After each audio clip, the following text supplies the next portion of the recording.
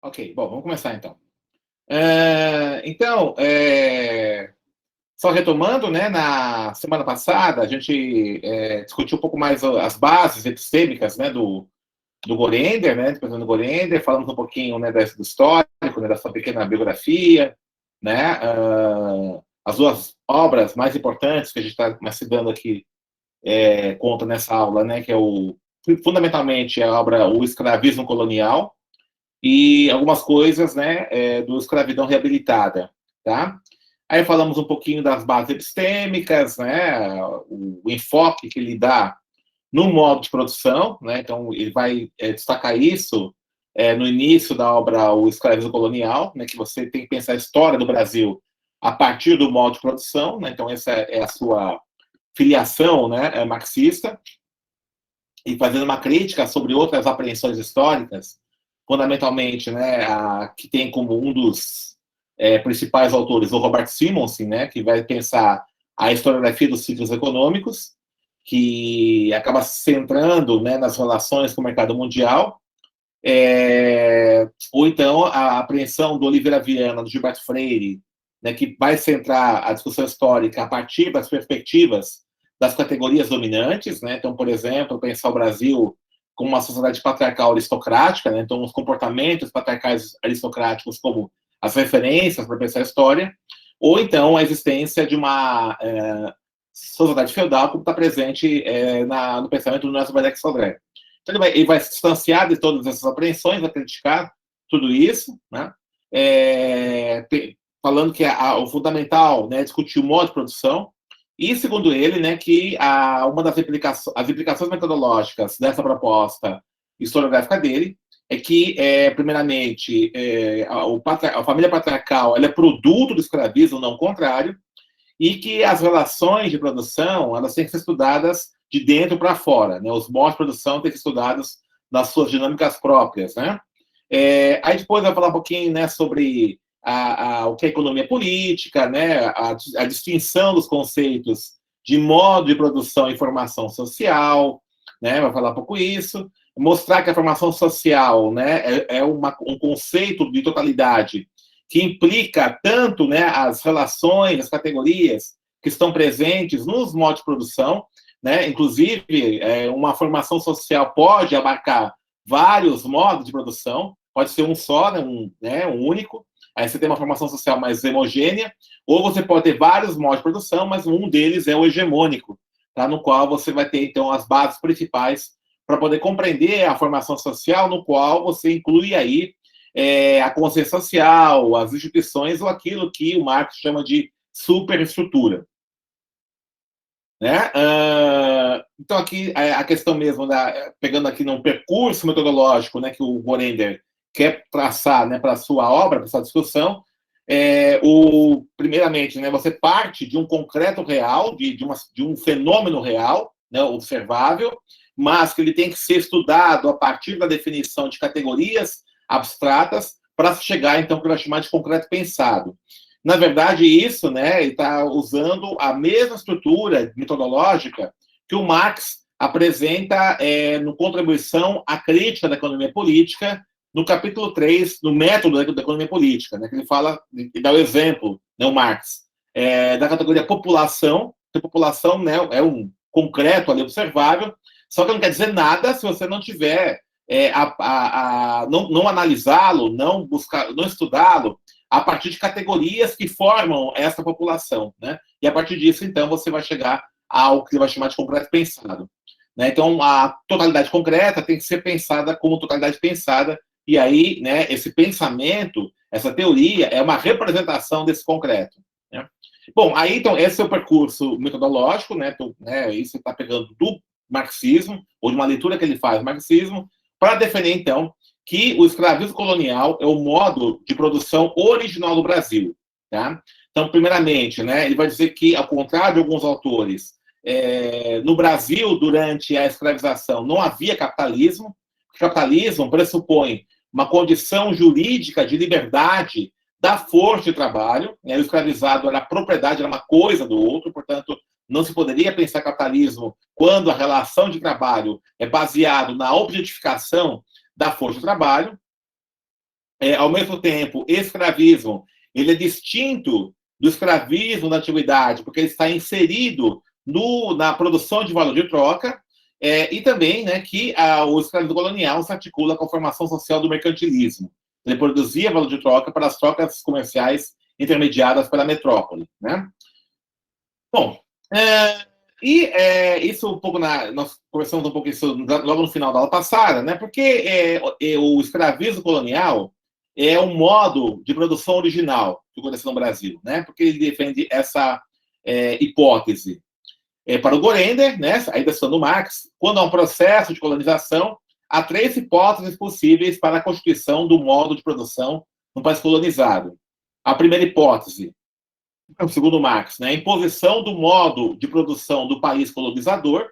Então, no caso, Portugal é um país no qual vigorava o feudalismo, então não houve o feudalismo no Brasil, ao contrário do que o Werneck Sodré coloca, né? Então o Gorender discorda dessa visão. Então não houve a imposição, uma transplantação forçada do modo de produção do país colonizador, no caso Portugal, para o país colonizado, que é o Brasil. Então essa primeira hipótese estaria descartada.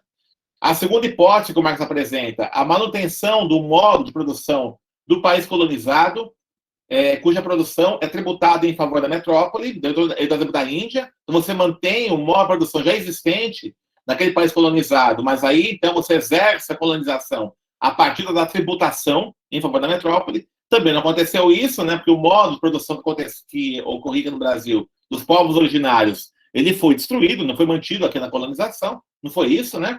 E o terceiro, né, a terceira hipótese que o Marx apresenta, é o modo de produção híbrido, né, que combina elementos do colonizador e do colonizado. Tá? Então, o escravismo não pode ser visto como uma hibridação do feudalismo português e do modo de produção que ocorria nos povos originários. Né? Então, não é isso. Então, para o Gorender, nenhuma das 3 hipóteses acima apresentadas pelo Marx aconteceu no Brasil. Então, esse é o desafio teórico que ele coloca. Olha, então, o que ocorreu no Brasil? Né? E aí, então, ele vem com uma quarta hipótese. Uma quarta hipótese que aparece em outros textos do Marx, né, que ele vai aprender a partir disso. O Marx fala que quando se estabelece o tráfico de escravizados, é preciso constituir um modo de produção específico para que esse escravizado seja aproveitado como mão de obra. Tá? Então, veja só, né? Então, a partir do tráfico, a partir desse fenômeno, o tráfico de escravizados enquanto negócio, né, que vai ocorrer, e aí Portugal tem um papel importante nesse tráfico, né? Para que esse tráfico de escravizados se constitua num negócio lucrativo, é necessário, então, constituir um modo de produção que absorva essa mão de obra escravizada, né, a partir desse tráfico. Tá? Então, a partir dessa discussão que o Marx fala, o escravismo é produto do tráfico de escravizados, né, que o Gorender, então, vai se deter. Né? Então, o que ele vai dizer? Né? Essa quarta hipótese, o Gorender vai dizer o que aconteceu no Brasil. Né? Constituiu-se um modo de produção específico em função da existência do tráfico de escravizados. Né?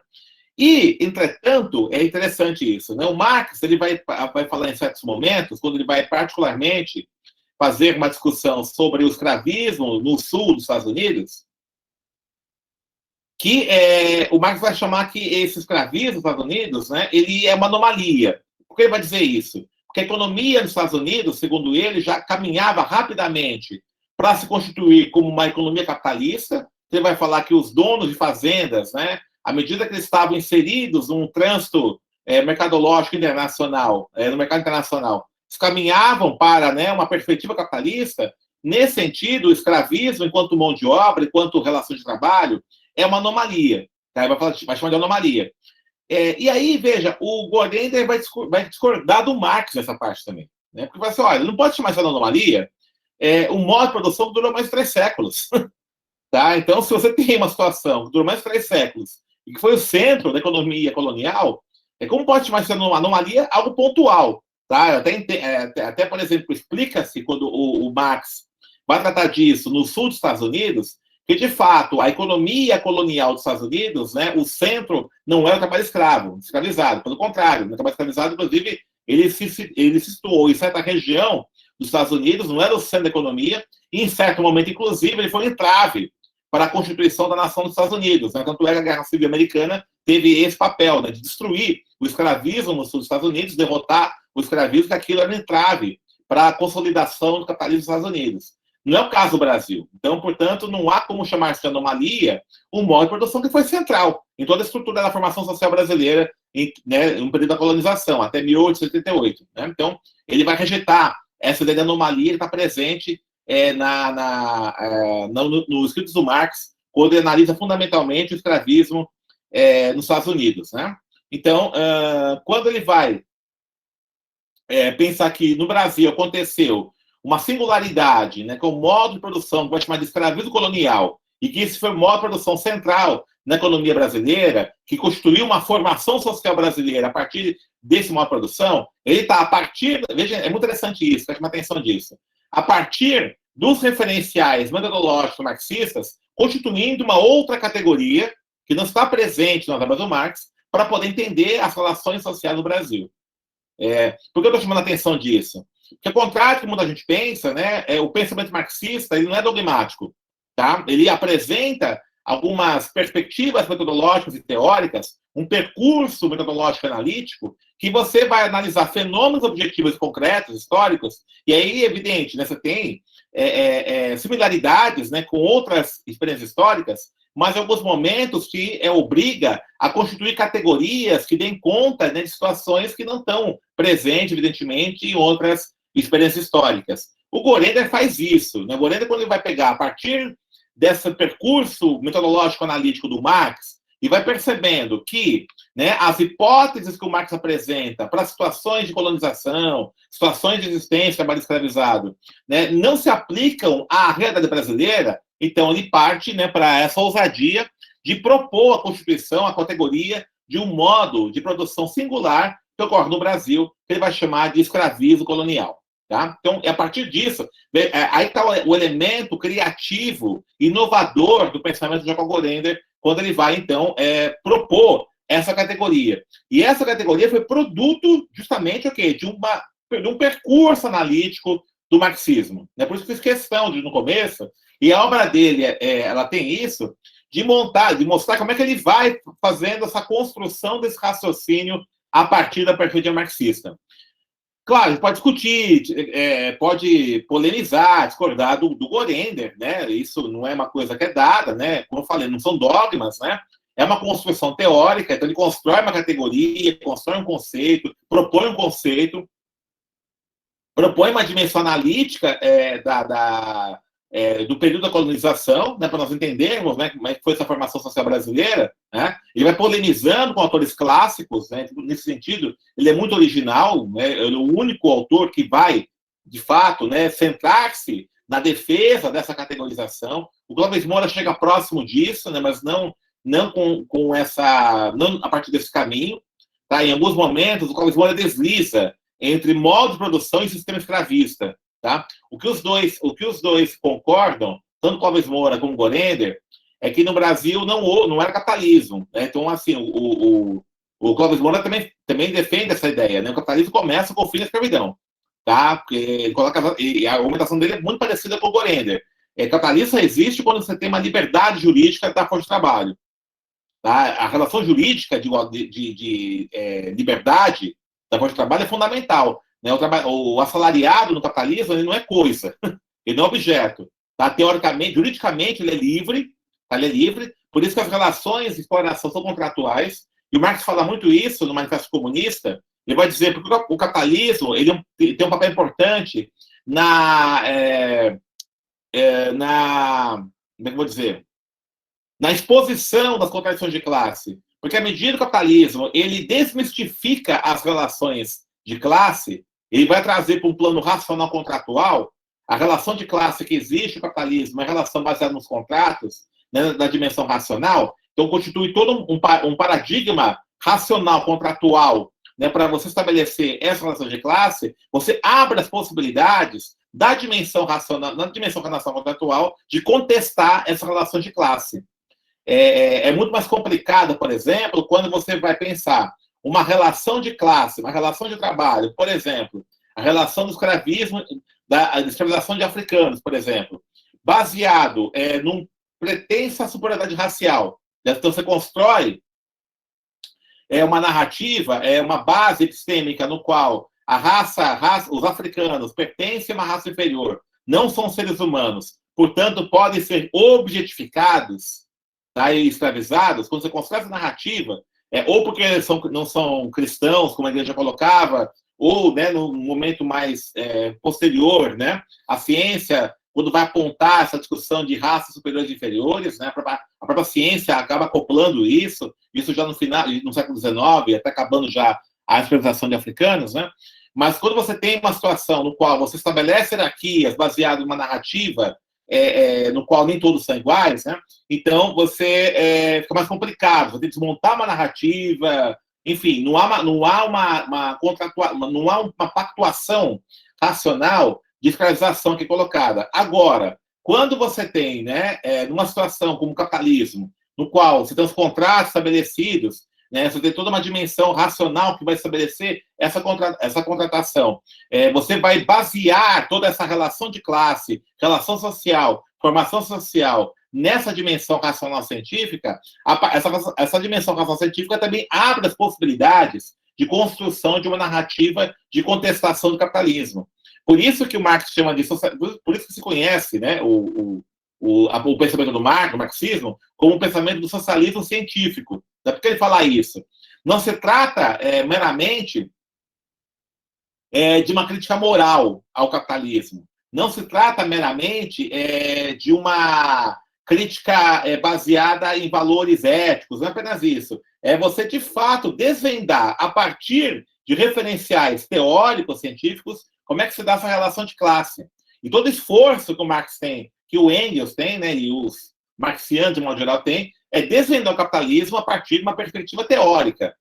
Você vai pegar a discussão que ele faz no campo da filosofia, por exemplo, não pegar os 3 elementos do pensamento do marxismo, né, a discussão política, né, quando ele vai primeiramente filosófica, quando ele rompe com o idealismo hegeliano, né, o materialismo dialético, nessa lógica da dialética no campo do raciocínio materialista, é isso que o campo, o contraponto filosófico, o idealismo.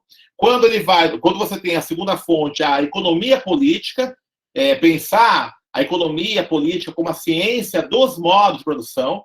Então, quando vai discutir que as relações humanas, elas são constituídas a partir das relações de classe, das relações de produção. Então, você tem aquela frase famosa do Marx: os seres humanos estabelecem com outros seres humanos relações concretas para a produção de bens materiais. Né? Então, a relação humana é baseada justamente na forma que essa humanidade se organiza para a produção material. Tá? E o campo da política, né? Como é que se constitui, então, as dimensões institucionais no qual as pactuações políticas servem como sustentáculo das relações econômicas. Então, esses 3 aspectos, as 3 fontes aí, constitui o marxismo, é a base tanto de uma interpretação da realidade, do capitalismo, etc., como também a base para a construção de um projeto de transformação. Ou como o próprio Marx diz, né, não basta interpretar o mundo, tem que também transformá-lo.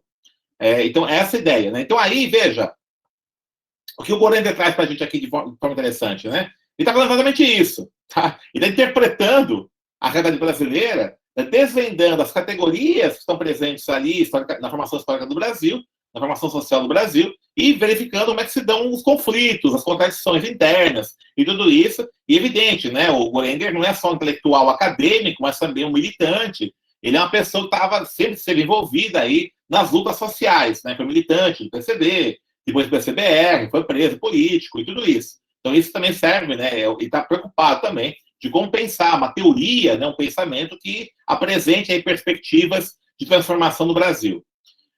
Bom, então, essa é o percurso que ele faz até chegar a essa ideia, essa hipótese, né? Que no Brasil vigorou um modo de produção original que vai chamar de escravismo colonial, né?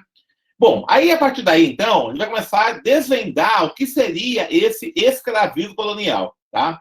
E aqui é muito interessante que eu vou, embora no livro, né, a ordem não está nessa ordem que eu vou apresentar para vocês, mas eu quero chamar a atenção de vocês que primeiro, um aspecto importante, que eu acho que é base para ele pensar essa originalidade desse modo de produção, é quando ele vai falar, no certo capítulo do livro dele, da gênese desse modo de produção. Tá? Porque no Brasil, né, teve esse modo de produção original, né, porque o Brasil, né, aconteceu isso, né. A primeira coisa vai pegar a Gênese, né, então ele vai para Portugal, tá? Vamos pegar o colonizador, né, o que aconteceu aí, né, nessa história do colonizador, que acabou chegando, né, nessa constituição desse modo de produção original no Brasil, né. Então, dois aspectos que ele quer, que o Guarenda quer trazer aqui para a gente, para pensar Portugal, né, dos séculos XII e século XV, né. Primeiramente, né, a sociedade portuguesa, as suas características e a expansão ultramarina. Nós já falamos aqui, né, que em Portugal vigorou o feudalismo, tá, naquela época. Mas o feudalismo em Portugal, ele tem singularidades, tá. É muito interessante isso, que uma parte do livro dele, ele faz uma discussão bastante densa sobre que feudalismo é esse em Portugal.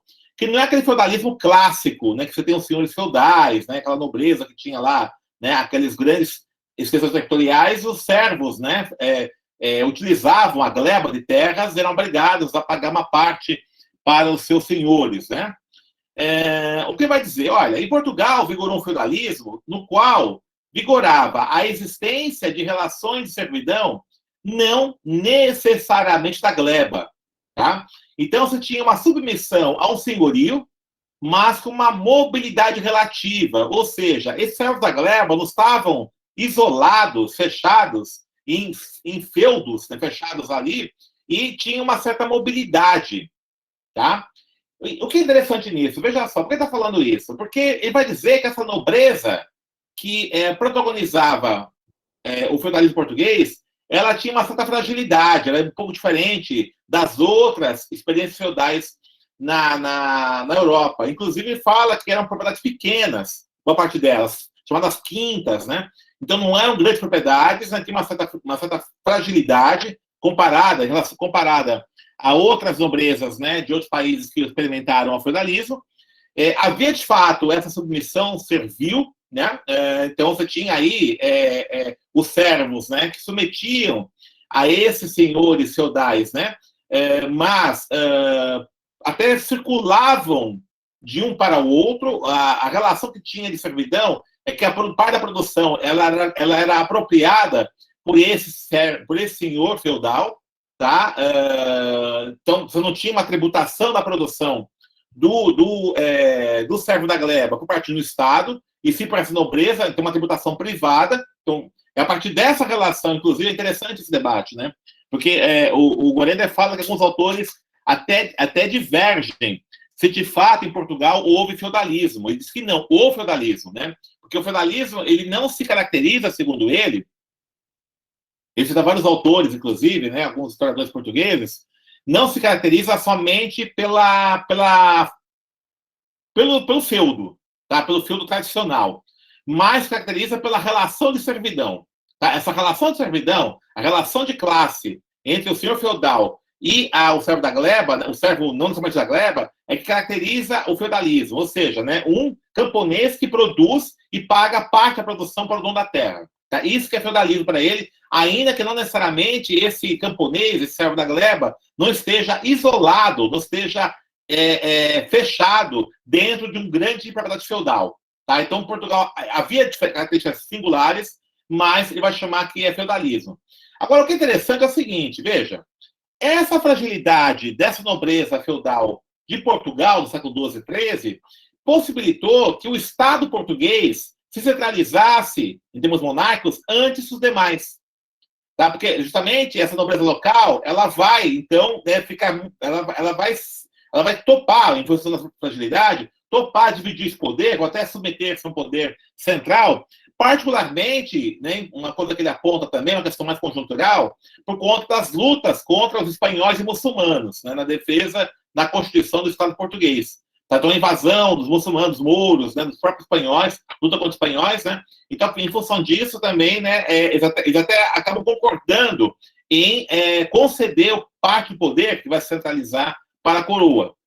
E aí, então, né, essa centralização do poder anterior a Portugal vai possibilitar um pioneirismo na expansão ultramarina. E o Guarenda destaca que essa questão foi a central para Portugal ser pioneiro na expansão ultramarina. Alguns historiadores apontam que isso aconteceu em Portugal por conta da questão geográfica. Portugal está mais próximo, está lá na ponta da Europa e tal. Eu falo que, sem dúvida, isso é importante, né? Mas a questão central é que o fato de ter um poder monárquico centralizado anteriormente aos outros poderes monárquicos demorou um pouco mais os demais estados na Europa, né, fazer essa centralização, é que possibilitou Portugal ser pioneiro nessa expansão. E é interessante, né, que essa centralização do poder monárquico ocorre em aliança com a Igreja, né? Então a Igreja e a coroa se juntam, né, se combinam nessa centralização do poder, e essa expansão ultramarina, de fato, vai contar também com o apoio da própria Igreja, né? É muito interessante, né, aí fazendo uma ponte Barinon City, e critica bastante da Ribeiro, né? Mas eu queria trazer aqui também uma questão do Darcy Ribeiro aponta, que ele vai chamar esse empreendimento colonial que ocorreu no Brasil de uma empresa mercantil salvacionista. Tá? O Darcy Ribeiro vai usar esse termo. Que eu acho muito interessante, mas é o seguinte, por que salvacionista? Porque há o patrocínio também da igreja. Tá? Então você vai chegar, você vai ter uma expansão, né? É um empreendimento comercial, de fato, né? Uma colonização, buscando, né, de fato, buscar roubar os recursos daqui para vender no mercado internacional, e isso, evidentemente, havia ali um empreendimento comercial da coroa portuguesa, mas também havia aí a ação da igreja no sentido de expandir a sua hegemonia enquanto instituição também para outras localidades para além da Europa, né? Não é à toa que isso vem, né? Quando chega os navegadores aqui na colonização do Brasil, chegam os padres, a catequização de índios, as ordens jesuíticas, né? Eram, de fato, empresas também, empreendimentos também religiosos, que estavam combinados com o empreendimento mercantil da coroa, né?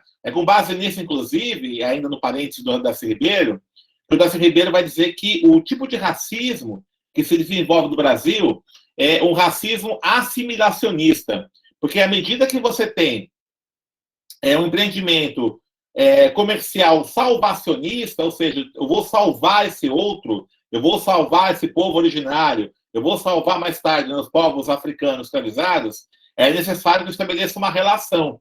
Por isso que é um racismo assimilacionista e não racismo segregacionista, segundo Darcy Ribeiro.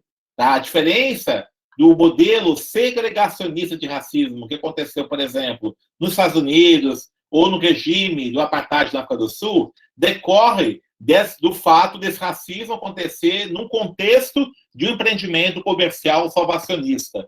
Então, se desenvolve um racismo assimilacionista que vai criar o que ele vai chamar, o Darcy Ribeiro ainda, de tolerância opressiva, ou seja, eu tolero esse outro desde que eu possa reinar sobre seus corpos e suas mentes. Né? Então, fechar um parênteses, Luiz Darcy Ribeiro, aqui, estou pegando um dado histórico, né, que o Gorenga quer lembrar, que essa expansão ultramarina contou aí com o apoio, né, com a sociedade, com a igreja. E, evidentemente, né, que essa expansão ultramarina, né, ela tinha como objetivo estabelecer um controle da coroa no monopólio comercial dos produtos asiáticos, no tráfico de escravizados, né, e também impedir os conflitos de fronteira. Tá? Então, a vantagem de Portugal nesse período, né, quando ele centraliza, estabelece um Estado absoluto, né, centralizado na coroa, foi justamente poder controlar esse monopólio comercial dos produtos asiáticos, que faziam essas intermediações, né, o tráfico de escravizados, e também impedir que houvesse conflitos à fronteira. Né? E veja que interessante, né? A partir dessa situação, as receitas obtidas com a empresa da colonização enriqueceu o tesouro da coroa. A coroa portuguesa ficou rica, né, com todos esses empreendimentos comerciais, da colonização, do tráfico e tudo isso. Né? E aí, a partir da coroa, o que ela fazia? Ela redistribuía a nobreza, gerando parasitismo. Olha que interessante, como é que funcionava o negócio? Né? A coroa centralizava todo esse processo, né, obtinha os recursos, e esses recursos eram repassados para essa nobreza. Então, a nobreza era parasita da coroa. Tá? Essa era a relação estabelecida na sociedade portuguesa, tá? Nesse período aí do século XIV, XV, XVI. Né?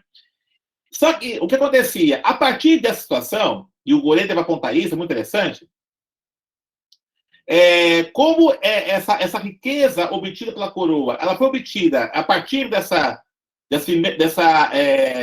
desse monopólio comercial dos produtos asiáticos, isso fortaleceu também uma burguesia mercantil que estava presente, estava protagonizando justamente esse comércio. Então, uma burguesia mercantil que organizava o comércio, mas era monopolizada pela coroa, a coroa monopolizava isso, e essa coroa arrecadava os recursos, só que a aliança à coroa era com a nobreza, não com essa burguesia mercantil nascente. Né? E aí vai chegar um ponto que vai haver um conflito de classe, interessante isso, entre essa burguesia mercantil e essa nobreza. Só que como havia uma aliança da coroa com a nobreza, tá, ela vai enfrentar brutalmente essa burguesia mercantil e ela conta aí então com a Inquisição. A Inquisição da Igreja vai ser, então, o instrumento que essa coroa da nobreza, que essa aliança da coroa da nobreza vai realizar para enfrentar, impedir qualquer tipo de contradição, qualquer tipo de ameaça por parte dessa burguesia mercantil. Né? E aí, essa repressão à burguesia mercantil, né, ela foi expressa a partir do Cristão Novo, os criptos judeus, né, que defendiam um pouco isso. Né? Então, defendia a nobreza, o claro feudal. Eu não sei se alguém assistiu. É um seriado muito antigo, passando na Globo, acho que é a Muralha, que fala no começo da colonização aqui na região de São Paulo, tudo isso, né? Não sei se alguém chegou a assistir esse seriado, já faz um tempo já. O que é interessante nesse seriado, né? É o comecinho dessa colonização do Brasil. Vai chegando o pessoal para cá, tá começando a tomar conta, né? E é um negócio muito louco, né? O pessoal chegava na cidade, aqui em São Paulo, ia tomando conta, ia montando, ia explorando nas terras, aquela coisa, né? Era um laissez-faire mesmo, né? E quem punha a ordem naquela situação toda era a igreja, era o inquisidor, né? Era a Inquisição. Aqui, então, né, impedindo qualquer tipo de ameaça de poder à coroa. Como esses empreendimentos, né, comerciais que aconteciam nesse processo de colonização e fortalecendo alguns setores, quando esses setores chegavam a ser uma certa ameaça à manutenção dessa articulação coroa-nobreza, em Portugal a Inquisição atuava, né, impedindo qualquer tipo de possibilidade, né, de ameaça a essa aliança. E aqui eu quero chamar a atenção também desse aspecto, que eu acho muito legal, né, do Golender, que vai dizer o seguinte: por conta dessa situação singular de Portugal, obstaculizou-se em Portugal uma possibilidade de desenvolvimento do capitalismo, tá? Porque ele interditou a acumulação de riqueza por parte dessa burguesia mercantil. Veja que interessante, né? Ele está fazendo isso para fazer uma crítica ao Eric Williams. O Eric Williams tem um livro dele clássico chamado Capitalismo e Escravidão, no qual ele defende a ideia de que as bases do capitalismo, partindo da Inglaterra, decorreu das receitas obtidas com o colonialismo e, fundamentalmente, com o tráfico de escravos. O tráfico de escravos enriqueceu a Inglaterra e esses recursos obtidos pelo tráfico possibilitou a Inglaterra, então, sair na frente no desenvolvimento do capitalismo industrial. Até fala em alguns momentos, né, o Eric Williams, que até o James Watt, por exemplo, né, que é o inventor da máquina a vapor, que possibilitou a Revolução Industrial na Inglaterra, a primeira Revolução Industrial, ele foi financiado por traficantes escravizados. Né? Só que o que o Golender quer trazer é que Portugal não foi bem assim. Tá? Isso, né, pode acontecer na Inglaterra, nos países anglófonos, tal. Mas não aconteceu isso em Portugal. Pelo contrário, por conta dessa singularidade histórica. Tá? Essa aliança coroa, nobreza, com a Inquisição como retaguarda, impediu que a burguesia mercantil apropriasse desses recursos que estavam circulando com esse empreendimento comercial. Tá? Então, ela interditou que essa burguesia mercantil pudesse construir o capitalismo. Então, ao contrário do que aconteceu na Inglaterra, o que o Golender traz é o seguinte: não, o colonialismo e o tráfico de escravizados interditou, ou atrasou, pelo menos, o desenvolvimento do capitalismo em Portugal. Tá? Então, ele foi, nesse aspecto, ele atrasou o processo. Tá? Ao mesmo tempo, né, que esse feudalismo singular, diferente, possibilitou um avanço de Portugal nessa expansão ultramarina e na constituição do Estado centralizado, né, um Estado que, com essa centralização, pôde protagonizar a colonização e as trocas comerciais. Isso também interditou essa aliança singular da coroa com a nobreza portuguesa, de que houvesse isso transplantasse, né, pudesse Portugal dar um salto pioneiro para o capitalismo. Isso é muito interessante para observar, né, como é que pode Portugal, então, se ele foi, né, se ele foi na frente, né, não é para o feudalismo, para a expansão, para essa troca comercial, porque então ele foi e se atrasou na construção do capitalismo. E eu explico a partir disso.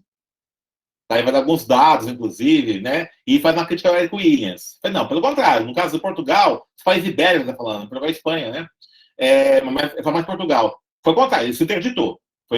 Na verdade, foi entrave para o capitalismo. Impediu justamente essa via de desenvolvimento do capitalismo. Né? E também, evidentemente, né, ele vai falar que também impediu a própria constituição de uma classe de artesãos ou de comércio local, né? Tem uma burguesia local, não só essa mercantil internacional, local, porque havia, então, essa interdição, esse controle da coroa em aliança com a nobreza. Então, tanto uma via mais conservadora de possibilidade do capitalismo, como uma via, né, mais progressista de ida ao capitalismo. Tá? Então, isso ele vai apontar em certo momento na obra dele.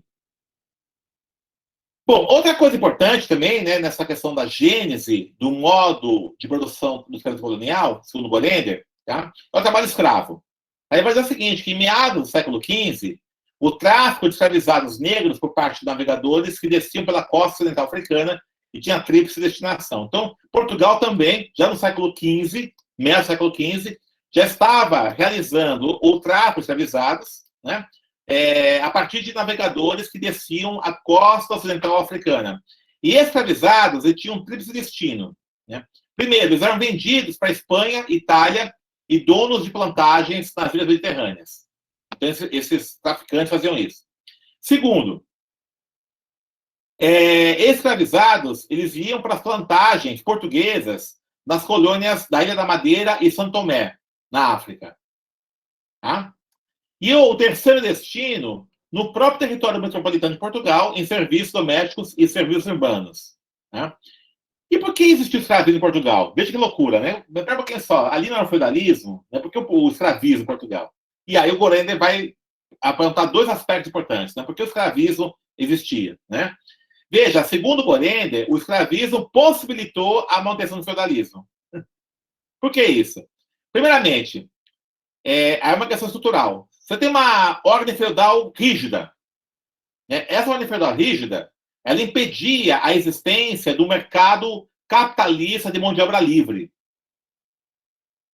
Tá? Então, essa aliança coroa-nobreza, esse feudalismo com toda a singularidade, né? mas rígido do ponto de vista das relações feudais de classe, tá? Impedia que existisse o trabalhador livre que pudesse suprir alguns serviços urbanos ou domésticos. Então, o escravismo, então, atendia a esse tipo de serviço que não poderia ser realizado a partir, né, dessa relação feudal. Por isso, então, em Portugal, o escravizado vai para serviços domésticos e serviços urbanos. Né? E também um aspecto conjuntural. A expansão ultramarina de Portugal, pioneira, ela absorveu muitos recursos humanos. Então, houve escassez de mão de obra em Portugal por conta da própria situação conjuntural da expansão ultramarina, que absorveu parte da mão de obra. Então, ele também vai cobrir isso. Então, interessante isso. Veja só, né? Aqui no caso, o escravismo, né, ele vai impedir que esses buracos, que esses espaços abertos de lacunas de necessidade de mão de obra pudesse ser preenchida com o trabalhador livre. Então, é mais um elemento aqui que obstaculiza a existência de um mercado de mão de obra livre, que é uma condição também para o capitalismo. Tá? Então, isso vai acontecer também. Bom, aqui, gente, então, o que eu quero dizer, por que o Golender faz toda essa discussão? Né? Veja só. No início da colonização do Brasil, né, de 500, século XVI, Portugal já tinha experiência das duas categorias que sustentam o modo de produção do escravismo colonial. O trabalho escravo e a plantagem. A plantagem nas ilhas ali, né, da Madeira, São Tomé e Príncipe, trabalho escravizado também ali, e já estava também, né, já tinha experiência no próprio tráfico de escravizados. Então, quando chega ao Brasil, essas duas categorias, que são centrais no modo de produção do escravismo colonial, Portugal já tinha essa experiência. Aí vai transplantar, então, essa experiência que estava meio difusa para implantar no Brasil. Tá? Então, é interessante, tá, esse mergulho histórico que o Golender faz em Portugal para entender o porquê, né, um dos elementos, né, um dos aspectos importantes do porquê no Brasil, então, desenvolveu esse modo de produção original que vai chamar de escravismo colonial. Bom, vamos adiante, então. como nós falamos, né, as categorias fundamentais do modo de produção do escravismo colonial, segundo Gorender, é a escravidão, aqui como relação de trabalho, né, relação de trabalho escrava, e o sistema de plantagem como unidade produtiva, né? Então, quando se vai falar, né, no modo de produção do escravismo colonial, quando se vai falar na formação social do escravismo colonial, essas duas categorias são centrais, né? A escravidão e a plantagem, que, como nós falamos já, né, em função de questões históricas, já fazia parte de uma experiência histórica do próprio Reino de Portugal.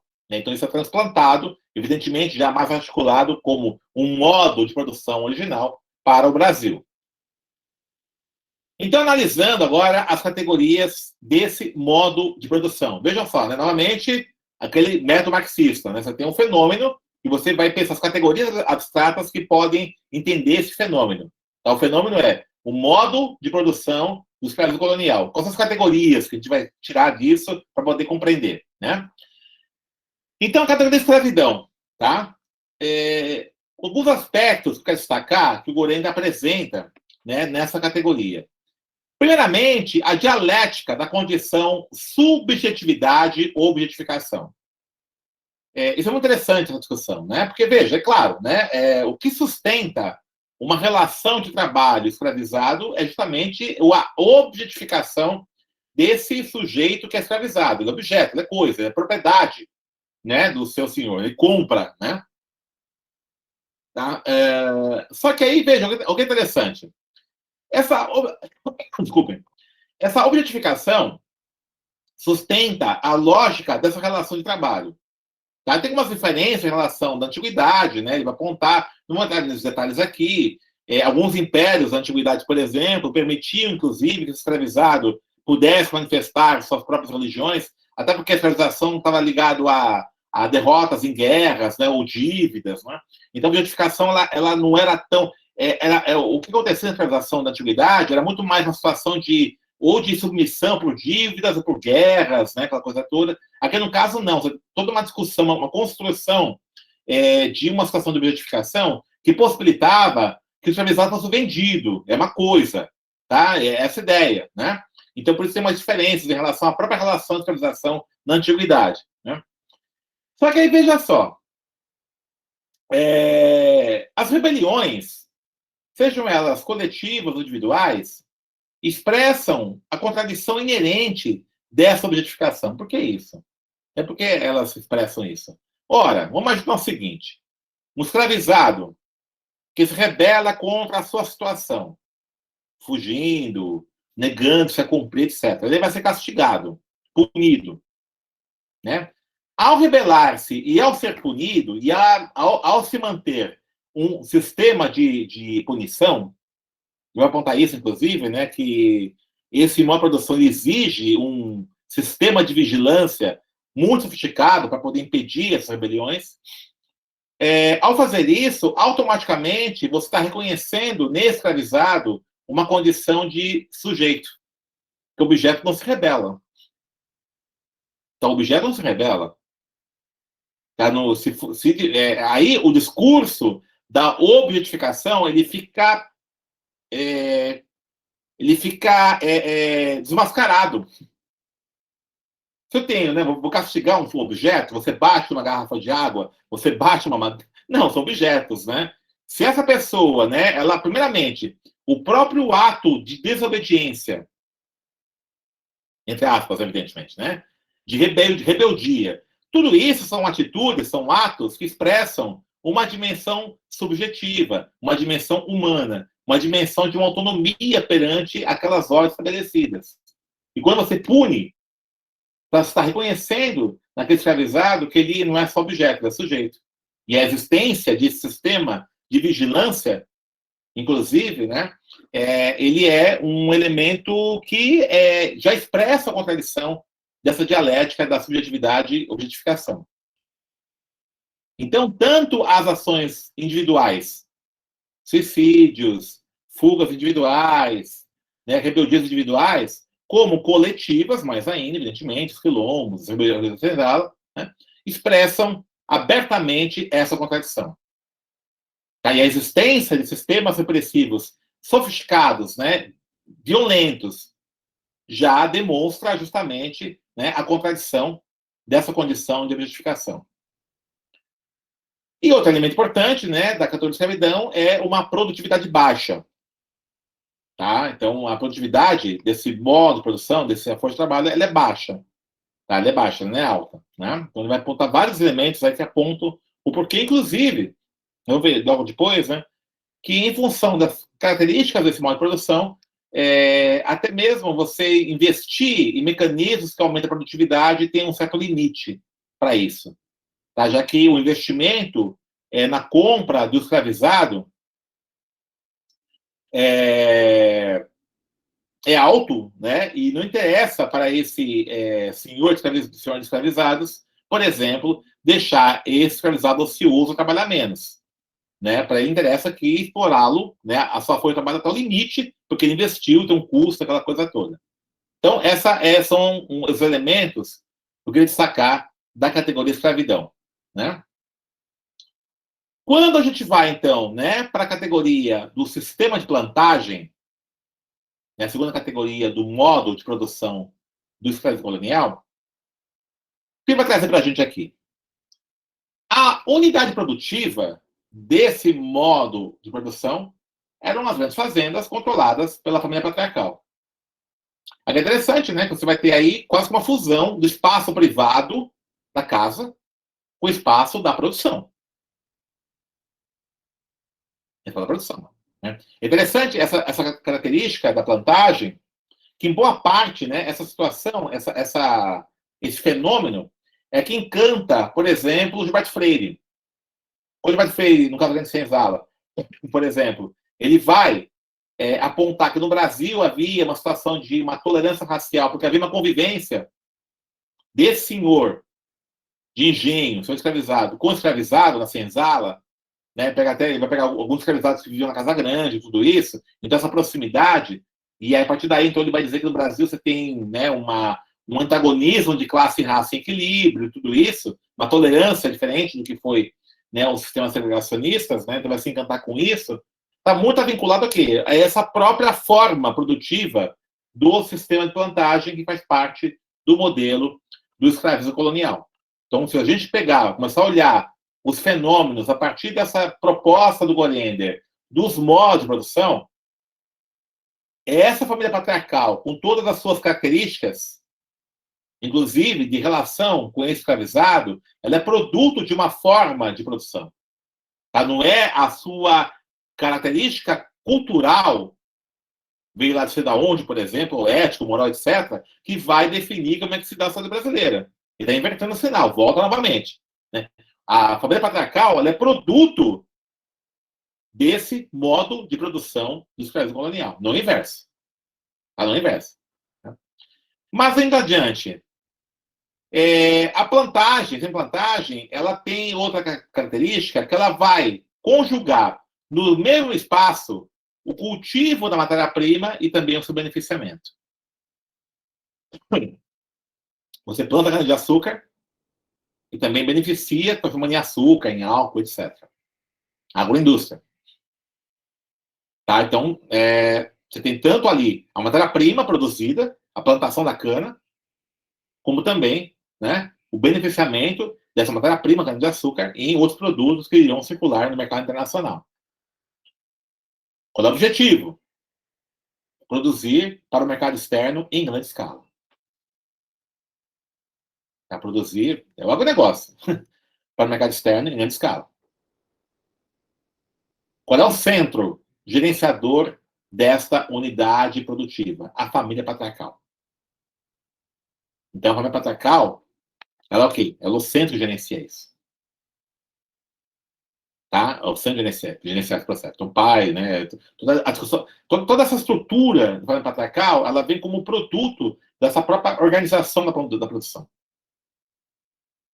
E aí, evidentemente, que ao lado disso, né, paralelamente a isso, como consequência do modelo de trabalho escravizado, a necessidade de um sistema articulado de vigilância. Veja vocês, né, que alguns aspectos a gente discute muito no Brasil de hoje, por exemplo, né, essa discussão do patriarcalismo, né, o machismo decorrente disso, né, a violência policial, por exemplo, no Brasil, né, esse Estado militarizado, tudo isso, tá? O agronegócio, né, como constantemente aparecendo como uma forma, né, de organização da economia brasileira. Né? Vejam vocês que isso não é uma coisa nova, né? Não é uma coisa nova. Tá? Você tem uma formação social brasileira, histórica, né, que tem esses elementos presentes constantemente. Tá? Isso é muito interessante de observar. Tá? O Brasil é formado assim. Então, quando o Goreide vai discutir isso, né, vai apontar, olha, você tem uma formação social, histórica do Brasil, a partir desse percurso, ele vai dando umas picadas, algumas ideias, para nós entendermos, né, que é o Brasil de hoje. Né, que é o Brasil. Tá? Então, a estrutura fundiária, por exemplo, do Brasil, uma estrutura, né, enorme, fundiária, tá? Essa presença, a hegemonia do agronegócio, a produção do mercado externo, agrobusiness, né? Essas ideias, essa concepção patriarcal de família presente, aí você tem todas as decorrências disso, né? A relação, o machismo, né? A misoginia presente nisso, tá? Esse coronelismo, né? Tudo isso. E essa violência institucional e não institucional presente no Estado brasileiro, mesmo em períodos de democracia. Tá? Assim como, né, no caso do escravismo, né, mesmo que fim da escravidão, o racismo. Então, veja, o que eu chamo a atenção disso do Gorender, né, que esse debate que ele faz, né, essa leitura marxista dessa formação social brasileira, vai dando para a gente algumas picadas, algumas ideias, alguns insights muito interessantes para nós entendermos que o Brasil é esse hoje. Tá? Então, só queria ressaltar esse aspecto. Né? Bom, quais são as entraves, né, que acontecem no modo de produção do escravismo colonial, segundo o Gorender? Né? Primeiro, uma tendência à baixa produtividade. Por que acontece isso? Né? Porque os investimentos tecnológicos que poderiam ampliar essa produtividade, eles ficam dependentes meramente de aumento de demanda. Né? Veja só, como é que funciona numa lógica de produção capitalista? Você tem, né, por exemplo, né, o capitalismo ele necessita desse desenvolvimento científico e tecnológico. À medida que você vai implantando processos tecnológicos mais avançados, você aumenta a produtividade do trabalhador e você possibilita um aumento da mais-valia relativa da relação de classe com o trabalhador. Tá? Isso interessa para a burguesia. Então, você pode produzir muito mais com menos gente empregada. E aí você consegue, então, né, aumentar aí as taxas de mais-valia relativa. Ora, num sistema como esse, no qual a mão de obra é um objeto que você compra e investe, qual é o interesse que você tem, por exemplo? Você não tem como mandar embora um escravizado. Você comprou. Você comprou aquilo lá. Você investiu, né, naquele escravizado. Você vai mandar demitir. Qual é a economia que você vai ter? Nenhuma. Você vai perder até dinheiro. Você vai investir numa coisa que não vai usar depois.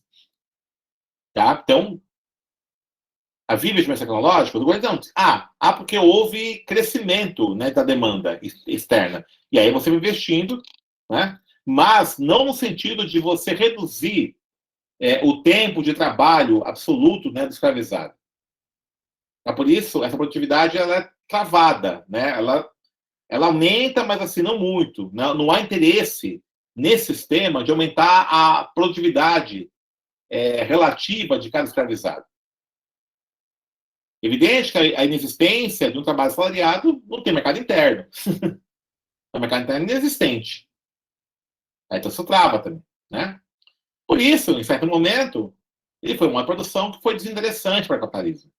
À medida que o capitalismo no mundo todo vai se consolidando, né, e vai chegando também aos poucos, né, no Brasil, esse modelo não tem mais sentido. Aí vai ficando anacrônico mesmo, no século XIX, né, e isso que fala bastante de Clóvis Moura, né? Um Dialética Radical do Brasil Negro, ele fala, a partir de 1950, a Lei Eusébio de Queiroz, você tem aí uma crise do modelo escravista, e aí já começa a desenvolver relações capitalistas no Brasil. Tá? Então já não, né, você já começa a ter uma transição aí do escravismo para o capitalismo. Já não interessava mais a manutenção desse modelo escravista. Né? Só que o Golener fala que o modo de produção do escravismo colonial, nos seus áureos tempos, ele se autofinanciava.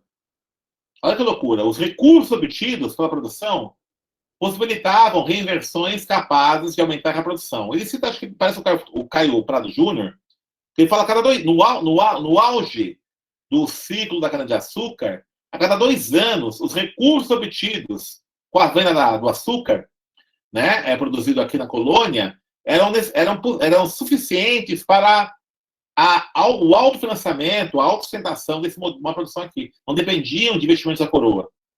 Já se pagava, já, a cada 2 anos. E até ampliava, até modernizava, né, a produção aqui interna. Né? Esse dado é interessante, veja só. Por que é interessante esse dado? Aí tem uma questão meio polêmica dele com o Clóvis Moura. Né? O Clóvis Moura vai dizer o seguinte, vai dizer que o capitalismo brasileiro ele foi totalmente financiado por recursos externos. Ele fala que o modelo do escravismo colonial, e não usa esse termo, né, mas vamos pegar o tema aqui do Gorender, ele drenava todos os recursos para fora. Então não conseguiu ter uma acumulação de capital, de recursos aqui no Brasil que possibilitava, então, ter um salto para o capitalismo. O capitalismo no Brasil foi todo financiado externamente. Essa é a visão do Clóvis Moura. Por isso que a burguesia brasileira ela nunca pôde ter um projeto nacional. Tá? Porque ela não tinha esse recurso suficiente, ela interditou. Tá? Ela travou a possibilidade de ter uma burguesia nacional com um projeto nacional. A classe dominante brasileira ela se associou de forma dependente e subalterna à burguesia transnacional. Essa ideia do Clóvis Moura. O Gorender diz que não, né? Não fala exatamente que não, mas ele vai dizer que não. Assim, ele vai dizer o seguinte, que os recursos ficavam aqui no período áureo e se autofinanciavam. Então, essa classe dominante, ela não dependia tanto da coroa. A coroa, na verdade, fazia a intermediação. Tá? O Gorender é muito interessante isso, mas em Portugal, ele virou meramente um atravessador, ele fala no momento isso, intermediava tudo. Um atravessador. E isso que dificultou Portugal ser um país capitalista avançado, do centro do capitalismo. Tá? Que ele era o quê? Meramente um intermediado. Intermediava os produtos da colônia, intermediava os capitalizados, intermediava tudo. Tá? Ele fazia essa intermediação só. Tá? E nessa intermediação que a coroa monopolizava, ele impediu que uma burguesia mercantil se constituísse como classe autônoma e pudesse estabelecer, então, a construção do capitalismo em Portugal de forma anterior aos outros países. Embora muitos recursos eram produzidos nas colônias. E aí, então, o que ele vai apontar, né, o Gorender aqui no caso do Brasil, né? Então, os recursos ficavam, autofinanciavam, e estimou a produção e conseguia ter uma certa autonomia de manutenção. Né? Só entrando em crise quando o capitalismo no mundo todo começa a se estabelecer, e aí já é difícil manter, né, esse modelo. Né? Agora, o que é interessante aqui, né? Aí é uma questão bem polêmica, né? Que eu queria deixar para a gente debater, inclusive, né? Para o Gorender, a relação de trabalho escravista era um entrave para essa passagem do capitalismo. Né? Por isso, ele vai chamar a abolição como uma revolução. Ele vai falar isso não no escravidão colonial, mas na escravidão reabilitada. Vai chamar de revolução abolicionista. Porque ele vai quebrar a base do modo de produção do escravismo colonial. Né? E abrir as portas para a edificação do capitalismo.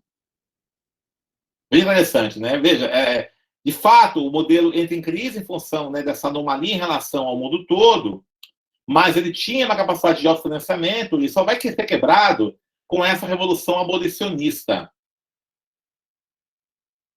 E vai dizer que os recursos que eram investidos no tráfico são redirecionados para investimentos em infraestruturas e outras áreas. E a partir daí, então, né, com toda essa mudança, abre-se espaço para o Estado laico da República, né? E a abolição, segundo o Gorender, foi uma confluência de interesses conservadores, sem dúvidas, mas também progressistas. Ele cita os abolicionistas negros, como o Zé Rebouças, né, o próprio Luiz Gama, enfim, né, toda essa intelectualidade negra do século XIX, né, que era abolicionista, né, e vai em aliança com setores conservadores, então, por fim, ao modo de produção do escravismo colonial. Né?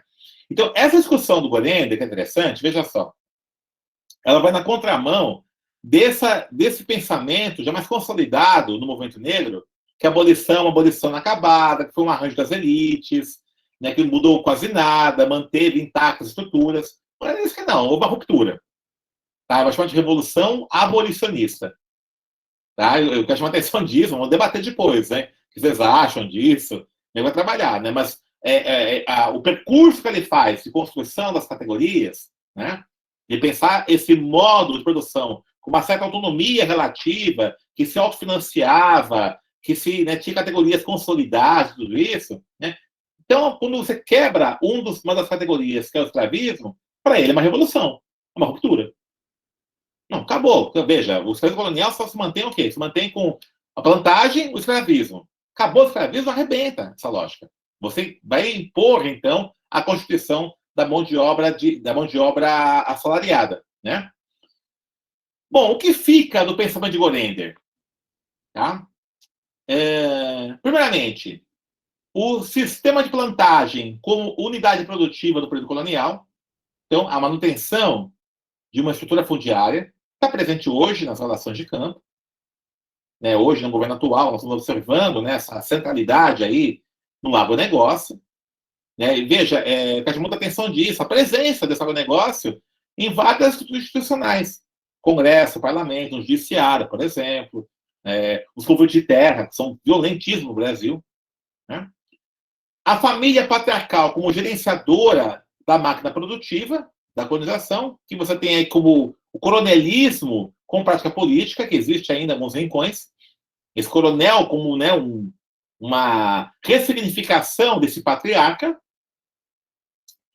E o sistema de vigilância construído no modo de produção do escravismo colonial, que, né, é ressignificado hoje no Estado policialesco que nós temos hoje, esse Estado, né, que mata a cada 20 minutos um jovem negro pela sua segurança.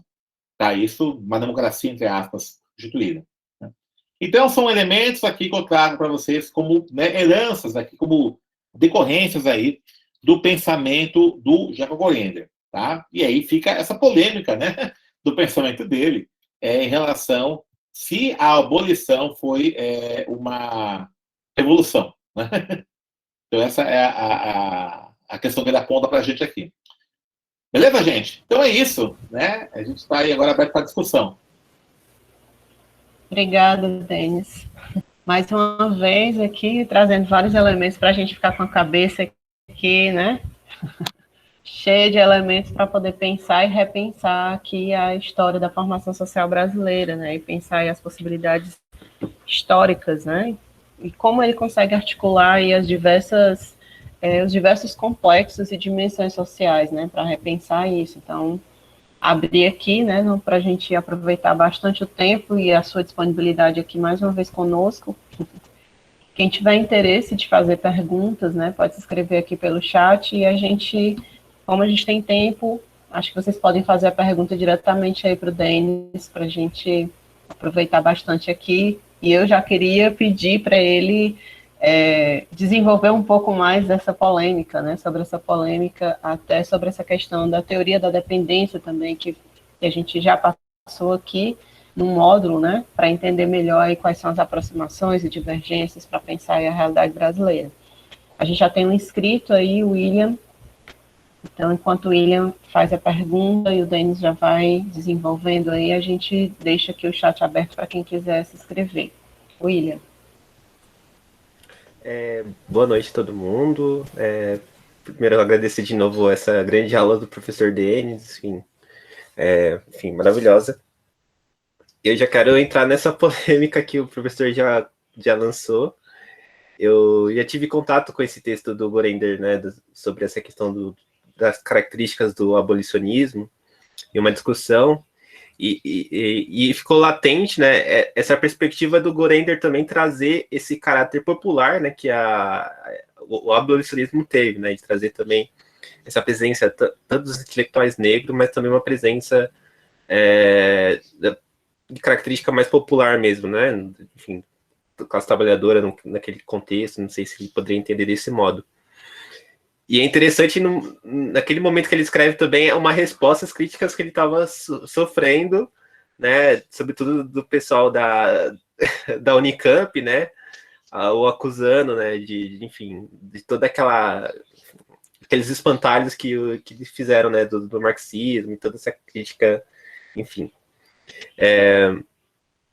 E aí eu queria perguntar para o professor, né, mas o Gorender também ele não puxa a briga só com o pessoal, né, da Unicamp, mas também com o próprio pessoal do campo marxista, né? Por exemplo, eu imagino que essa perspectiva de revolução abolicionista que o Gorender coloca também está de frente também sobre essa perspectiva de uma revolução burguesa brasileira, né, professor? Do Clóvis Moura não, mas do Florestan Fernandes, né? Então, e aí eu pergunto, eu faço a pergunta, né? Então, o Gorender entenderia que existia uma revolução burguesa no Brasil?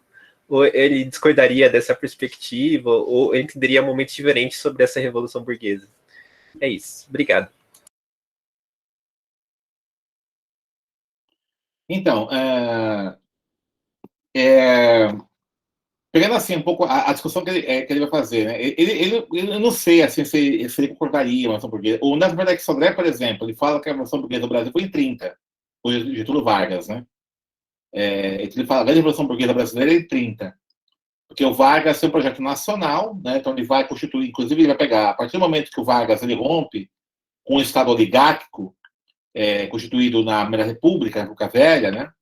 Ele vai dinamizar, né, as relações institucionais, ele tem um projeto nacional de capitalismo, inclusive, né, aí tem várias mudanças, voto secreto, né, a Constituição de 34, por exemplo, vai apontar vários direitos, né, mais tarde, o direito trabalhista, CLT, né, vai de fato, organizar o mercado de trabalho, né, vai estabelecer um padrão aí de regulação do trabalho. Então, segundo, e tinha um projeto nacional, né, que vai ficar mais consistente a partir de 51, no seu segundo governo, com as estatais, né, ocupando aí o papel central aí, a Petrobras particularmente, né, um pouquinho antes a CSN, papel importante na infraestrutura.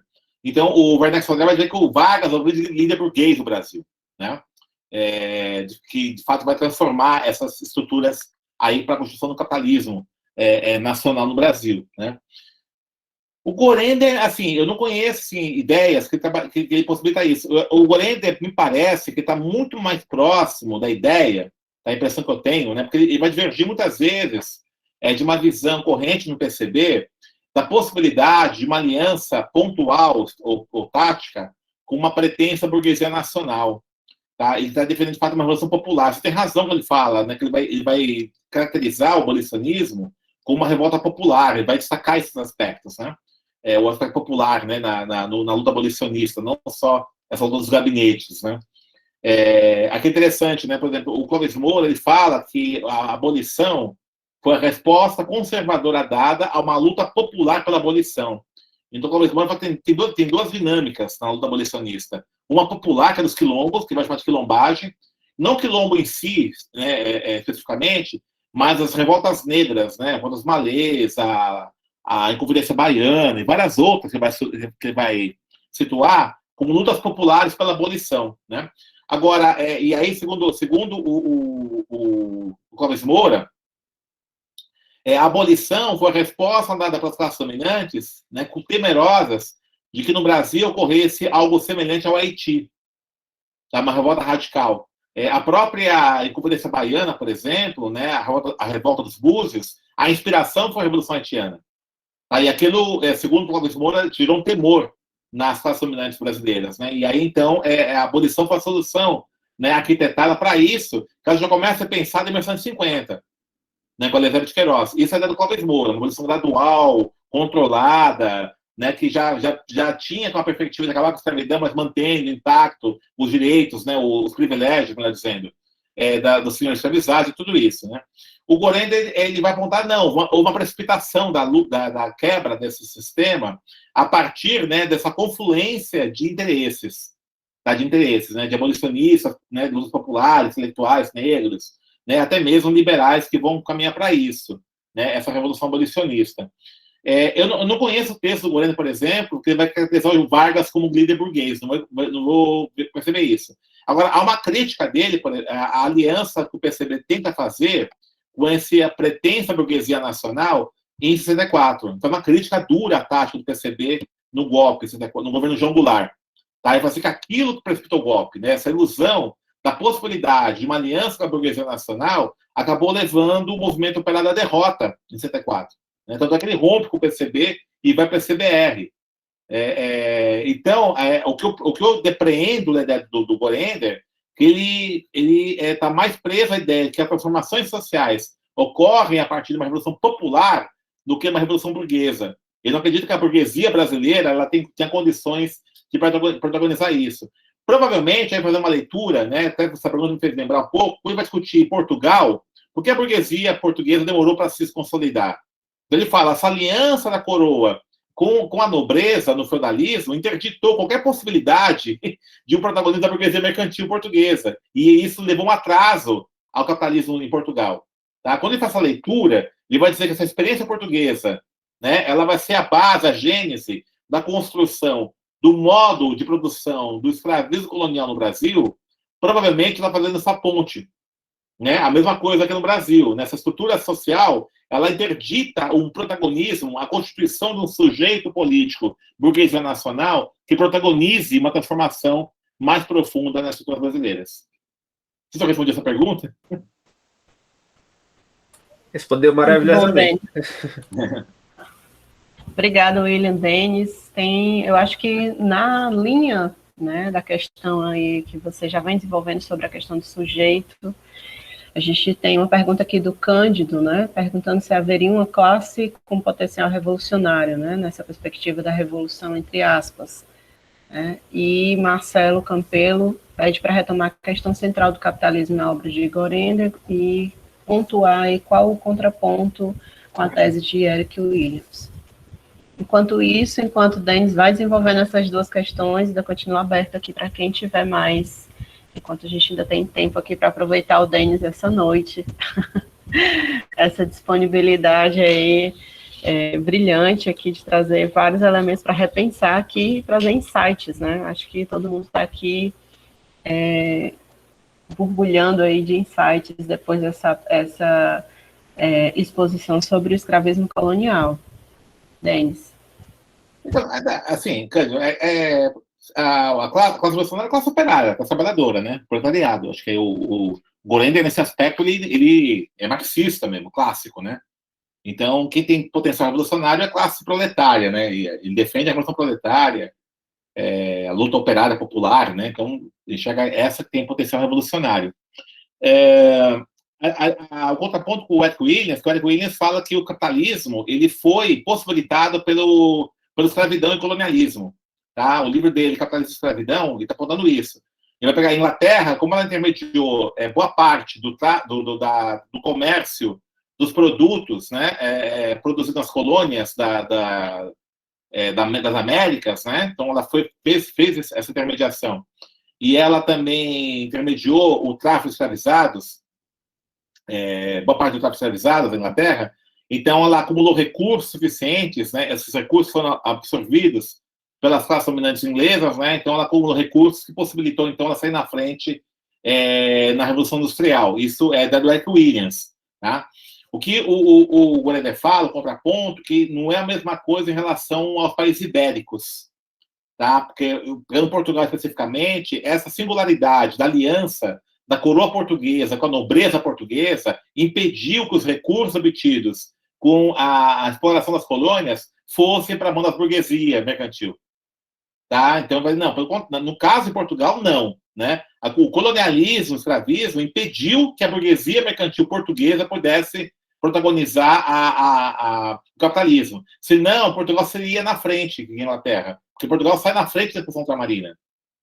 Tá? Por que não aconteceu isso? Porque toda essa expansão ultramarina portuguesa ocorreu em função de uma centralidade da coroa em aliança com a nobreza portuguesa, mas isso também significava a interdição de qualquer classe que fosse contraposta a isso, entre elas a burguesia mercantil. E a Inquisição atuou fortemente, uma aliada, para justamente punir, impedir, interditar, né, qualquer ação dessa burguesia mercantil. Por isso, então, esse é o contraponto que faz com Eric Williams.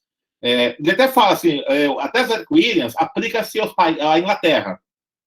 Tá? A Inglaterra aplica-se a isso, mas não se aplica a toda a Europa, particularmente os países ibéricos, e está falando em Portugal especificamente.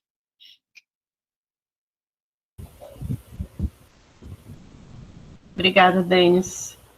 Então, se alguém tiver mais questões, a gente tem tempo, tem um tempinho ainda aqui para aproveitar o Denis.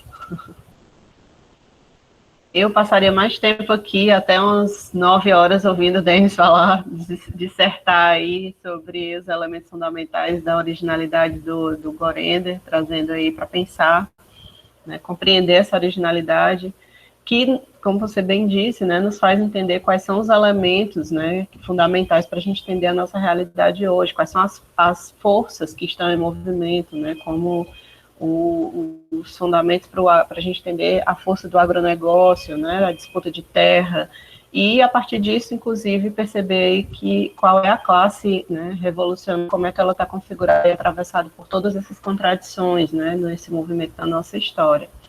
Então, elogios vão chegando aqui, professor Denis. Então, se não tiver mais questões, eu queria pedir para você fazer as considerações finais, tá? Se você quiser desenvolver aí mais esses pontos polêmicos aí do Gorender, né, que ele desenvolveu a sua militância, né, teve toda dificuldade para poder ser aceito, inclusive, as suas teorias, né, justamente com sua originalidade polêmica dentro do universo acadêmico, e disputar também essa perspectiva sócio-histórica para repensar aí o movimento da luta de classes, né? Então, fica à vontade.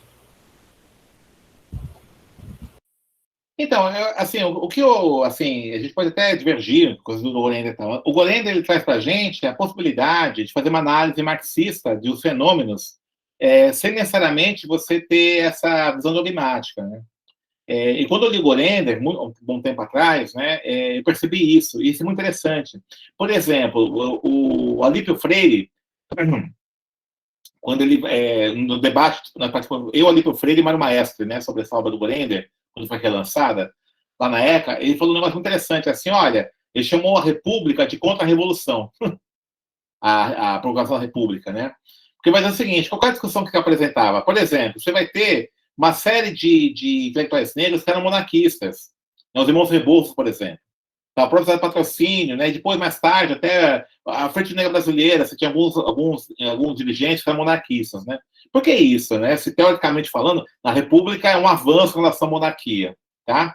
Mas por que eu chamo de contra-revolução republicana? E é muito interessante essa narrativa vai pegar. Vai pegar o seguinte, olha, a partir da abolição, ou dessa revolução abolicionista, como fala o Gorender, né, os setores contrariados com isso, eles se articulam para ir contra a coroa, né? E aí, veja, a coroa brasileira, para já o Império do Pedro II, ele já começa a trabalhar a possibilidade, inclusive, de incorporação, né, de alguns negros à estrutura de poder, né? Os irmãos Rebouças, por exemplo, eles eram engenheiros da coroa, tá? E isso, então, vai possibilitar que você vai acontecer, vai possibilitar que essa república fosse uma ação reativa dos setores dominantes contrariados com a abolição, e a república ela vai ser marcada com um forte tom positivista na sua proclamação, né? Os intelectuais que proclamam a república, o que né, projetam a república, vão pensar conjuntamente com isso em a constituição de um país branco, né? As ideias de eugenia, de higienização, por exemplo, tudo isso, né, elas estão presentes, inclusive, nos ideais de vários republicanos. Então, ao contrário de imaginar, a república é um avanço, né? Então, claro, do ponto de vista abstrato, sim, né? Ela vai constituir uma ordem social, né, mais moderna, do pacto social, tudo isso, né? Mas nas condições que ela foi constituída no Brasil, tá? Há que se pensar em relação a isso, né? Há que se pensar em relação a isso. E o que eu estou chamando a atenção disso? Né? Não estou falando que isso seja, né, concordar com isso ou não.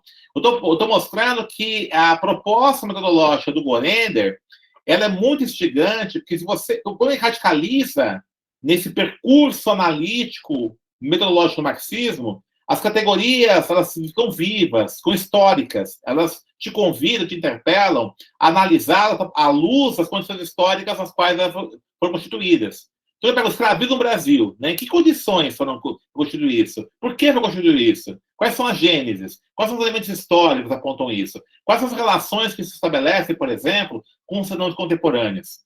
Né? E acho que é isso que é bastante instigante no Jacob Gorender, né? Que você vai relativizando, muitas vezes, algumas ideias abstratas que, dissociadas de uma dimensão histórica, parece que estão congeladas, estão resolvidas, já não estão. E não estão. Né? Isso que ele está colocando. Né? Então, vamos pegar o seguinte, o agronegócio no Brasil. Tá? Vamos pegar o agronegócio, toda essa coisa horrível que nós temos. Por que isso acontece? Será que isso acontece meramente em função de um atraso, entre aspas, das elites brasileiras, ou é decorrente de fenômenos históricos presentes na própria formação social brasileira? Assim como o racismo. Não, o racismo. Né? O racismo vem do quê? De um comportamento deformado, de um comportamento anacrônico, ou um comportamento decorrente de uma formação social estrutural brasileira. Tá? Porque isso nos instiga, isso nos interpela para pensar. Como é que se dá esses fenômenos? E, fundamentalmente, né, como é que você pensa a singularidade da luta de classes no Brasil? Luta de classe é um conceito abstrato, né? Então, acho que o Marx é muito isso, né, Marx? Você tem as categorias abstratas, mas elas têm uma existência concreta, histórica, né? Não adianta ficar no abstrato só. Luta de classe, as classes dominantes, classes dominadas, as categorias, a produção, tudo isso. Como é que elas ocorrem no Brasil? A partir de quais referências você vai entender o Brasil? E isso que é interessante no Gorender. Vamos entender isso, como é que funciona. Né? Como é que funciona a luta de classe no Brasil? Tá? Não é você copiar modelos externos. E é isso que está apontando aqui. Quando ele faz essa crítica, por exemplo, essa aliança, pretexta aliança tática com a burguesia brasileira, nacional, né? Que vai criticar o PCB nos anos 60, tá? Isso é decorrente das teses da Terceira Internacional. Tá? Então, a Revolução Nacional, uma etapa, depois a Revolução Socialista, segunda etapa. A primeira aliança, né, nos países dependentes, países da periferia do capitalismo. Primeiro, uma Revolução Democrática Burguesa, né? E depois a Revolução Socialista. Então, os países que vão passar por a Revolução Burguesa Democrática têm que passar por isso. Será que tem que passar por isso mesmo? Será que é possível passar por isso mesmo? As etapismos são, de fato, né, necessárias? Né? Há um modelo histórico de revolução, um modelo, né, de revolução deve ser realizado. Tá? E é isso que ele está fazendo. Não, o Marx não aponta isso, em nenhum momento. Em nenhum momento. E vou até mais além. Né? Aí você um pouco até do Gorender, que esse debate, essa discussão interminável, né, que existe de raça e classe. Tá? Veja, em nenhum momento, e é interessante porque, veja, quando você pega essa reflexão, a gente sai daquela ideia que o Marx é economicista, né? Algumas críticas falam, não é bem assim, né? Veja só que interessante. O Marx mesmo fala, né? Eu não vou lembrar qual obra dele, que a luta de classes, ela pode expressar de várias formas, não necessariamente só na classe no sentido econômico, né? Ele vai para na Irlanda, por exemplo, né? A situação da Irlanda, a luta nacional da Irlanda contra o imperialismo britânico, ele fala que na Irlanda a luta de classes envolve a partir da luta nacional, a luta anti-imperialista. Né? Então, veja, quando fala luta de classes, né, como categoria abstrata, ela tem uma existência histórica. Se nós pensarmos no Brasil a constituição das classes sociais, a partir da formação social do ex-país colonial, ela foi racializada, né? Racializou-se, né? Então, a construção da ideia de raças, né? Ela partiu de uma proposta de constituição de um modo de produção baseado no escravismo colonial, essa ideia, chamado desde o colonial. Então, a raça era a categoria central para estabelecer essa hierarquia de classe. Então, diante disso, né, historicamente no Brasil, a classe foi racializada.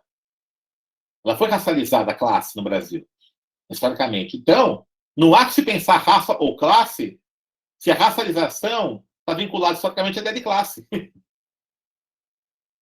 Então, essa questão é muito interessante. Veja só que são polêmicas que a gente constitui, mas são polêmicas construídas a partir de uma visão estruturalista, uma visão ahistórica, e não uma visão histórica. E o que o Gorender traz aqui são elementos riquíssimos, históricos, né, detalhes históricos, que vai ajudar a compreender como é que se dá essa formação social brasileira.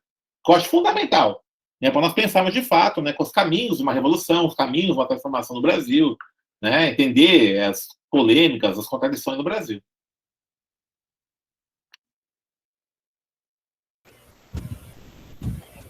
Obrigada, Denis. Eu só posso agradecer aqui em nome de todas e todos e todos que estão aqui participando com a gente do curso, que vão acessar esse vídeo e depois em podcast também, para compartilhar, né, esse conhecimento aqui que tem que ser compartilhado, tem que ser socializado, para nos ajudar, né, através de Gorenda e da sua contribuição, né, a pensar a realidade, fazendo uma análise concreta, né, a situação concreta a partir de uma análise concreta, né? Então, agradecer muitíssimo a aula maravilhosa, né, brilhante, trazendo esses elementos aí para a gente pensar e repensar cada dia, né, na nossa realidade, trazendo para a nossa realidade a formação sociohistórica brasileira e o caminho de possibilidades para a transformação radical, né, dessas contradições aí gravadas na lógica do capital. Então, obrigada, Denis, que a gente continue juntos, né, que nós continuemos juntos aqui nessa jornada, não só nesse curso, nesse módulo que você está aqui, mas que nas próximas edições aí do curso a gente possa também contar com você, não só no curso, mas também em outros momentos, outras atividades que a gente venha desenvolver, né, sigamos juntos. Obrigada, Denis. Eu que agradeço, gente. Beijo a todos, boa noite, obrigado pelo convite. Valeu. Boa noite a todos e todas. Tchau.